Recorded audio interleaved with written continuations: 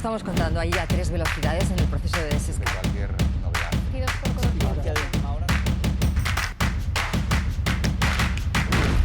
PSOE y Unidas Podemos han registrado en el Congreso la reforma de la ley para desbloquear la elección del Consejo General del Poder Judicial. Quieren evitar el veto del PP porque bastará con mayoría absoluta en la segunda votación y no 3/5 como ahora.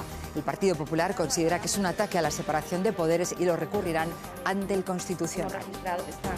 Proposición de ley, como les acabo de decir. No hay ninguna actitud, ninguna intención por parte del Partido Popular de cumplir con su obligación constitucional, ejerciendo una suerte de insumisión, de rebelión constitucional. Quiere romper lo que son las reglas del juego, pero sobre todo lo que quiere es imponer una dictadura.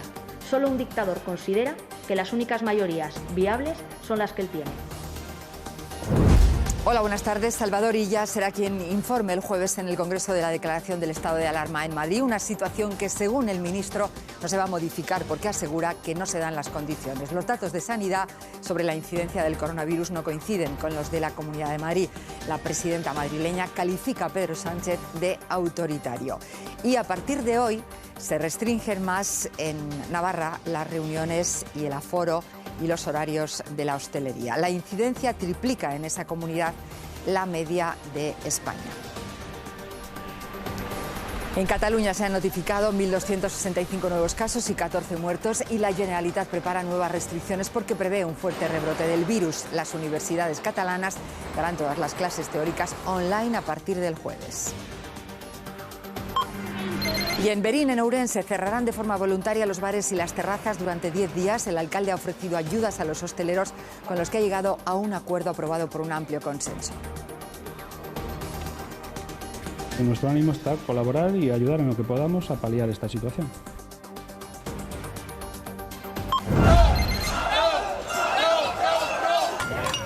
Los médicos de atención primaria están en huelga en Cataluña para pedir más personal y mejoras salariales. Dicen que están desbordados y que se dedican al 100% a los casos de COVID sin poder atender a otros enfermos. También ha habido movilizaciones en otros lugares. Las estadísticas, cuando las leáis, cuando las veis en la televisión, pues uno de los muertos era mi tío. Con un mensaje en Twitter, Mario Tascón denuncia que nos hemos inmunizado ante la cifra de muertos por el COVID. Nos recuerda que detrás de las frías estadísticas hay personas como su tío Pedro. Luego nos contará su historia.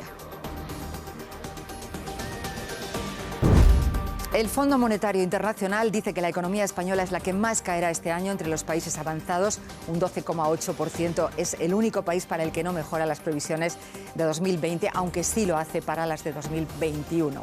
Más de la mitad de los nuevos contagios de coronavirus se producen en Europa, que se sitúa de nuevo como el epicentro de la pandemia. Chequia lidera la tasa de contagios, le siguen Bélgica, Países Bajos, España y Francia.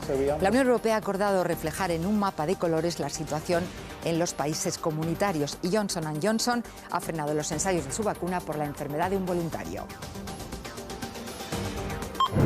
It's great to be back in my home state, Florida, to make my official return to the campaign.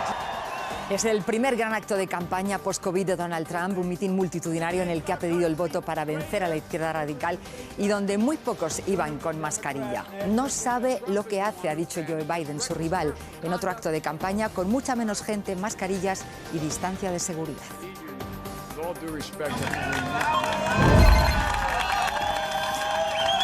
Han pasado 10 años desde que el mundo entero se emocionó con la salida de los mineros chilenos del pozo donde estuvieron atrapados más de 2 meses. Pasado ese tiempo, algunos se sienten un poco abandonados. Lo decíamos al comienzo del telediario, Europa vuelve a ser el epicentro de la pandemia. Más de la mitad de los nuevos casos de todo el mundo se están registrando aquí.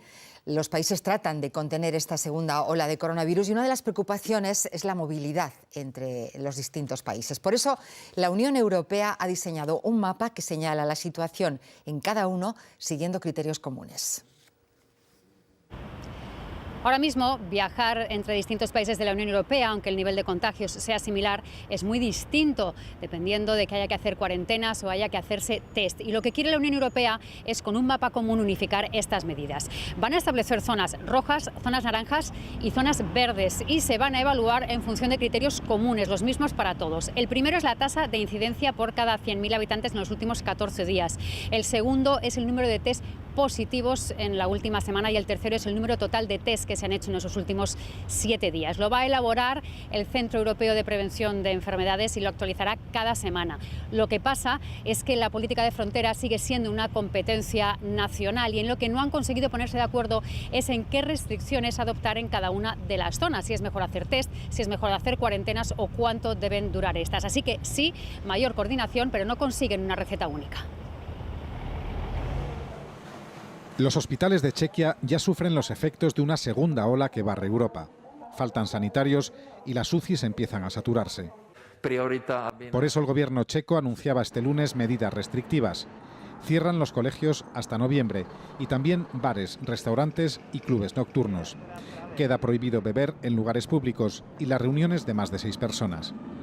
Chequia lidera la tasa de contagios en Europa junto a Bélgica, Países Bajos, España y Francia.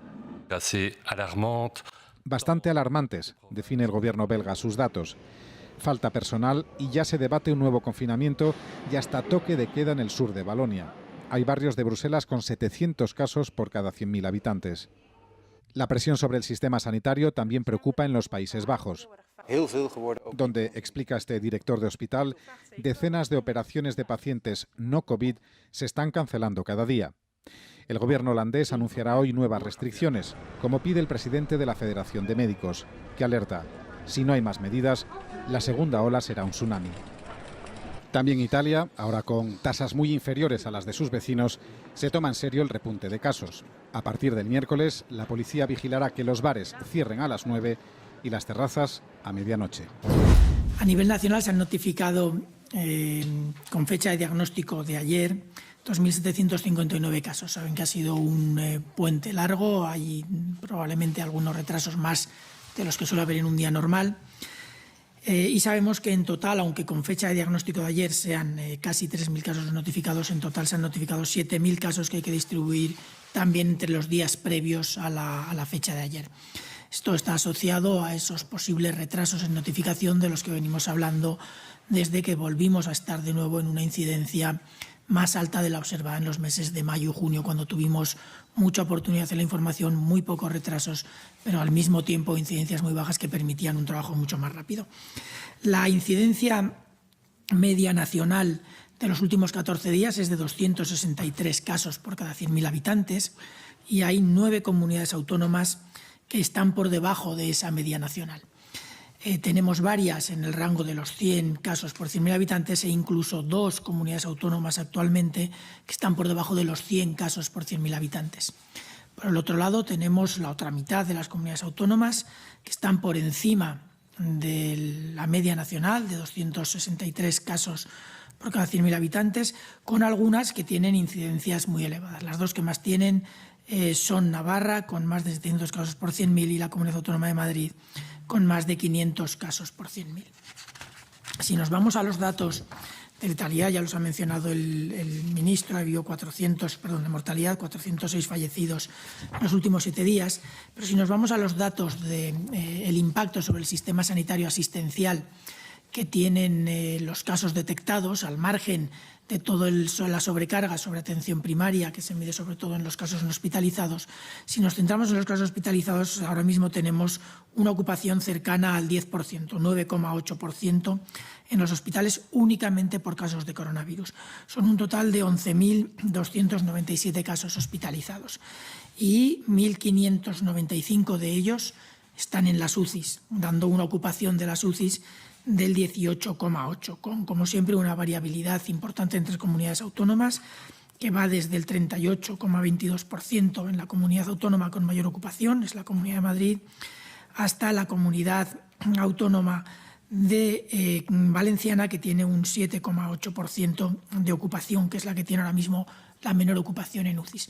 Además, en la ocupación hospitalaria, ese 9,8%, casi 10% de ocupación a nivel nacional, también tiene una gran variabilidad, con comunidades autónomas, una comunidad autónoma por encima del 20%, es de nuevo la Comunidad de Madrid, un 21%, y luego la comunidad que menos tiene, que está en un 3,6%, que es la Comunidad de Cantabria. Es decir, hay una gran variabilidad, la situación en todos los territorios de España no es la misma y, por lo tanto, tenemos que entender que las medidas que tiene que aplicar cada una de ellas tienen que estar adaptadas a la situación de cada una.